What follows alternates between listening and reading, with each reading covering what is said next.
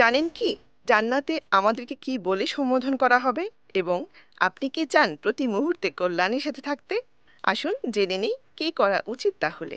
সুপ্রিয় দর্শক, সালামু আলাইকুম রহমতুল্লাহ বারাকাত।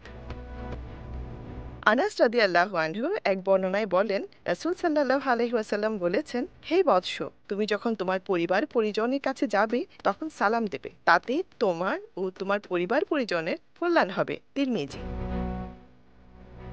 সালামে বলা সালামু আলাইকুম অর্থাৎ আপনার উপর শান্তি বর্ষিত হোক, এটি একটি দোয়া।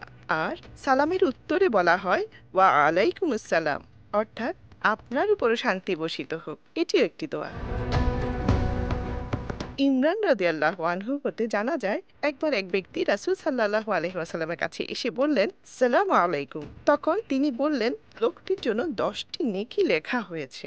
এরপর অপর এক ব্যক্তি এসে আরেকটু বাড়িয়ে বললেন, সালামু আলাইকুম ওয়া রাহমাতুল্লাহ। তখন আল্লাহর রাসূল তার সালামের উত্তর দিয়ে বললেন, তার জন্য 20টি নেকি লেখা হয়েছে।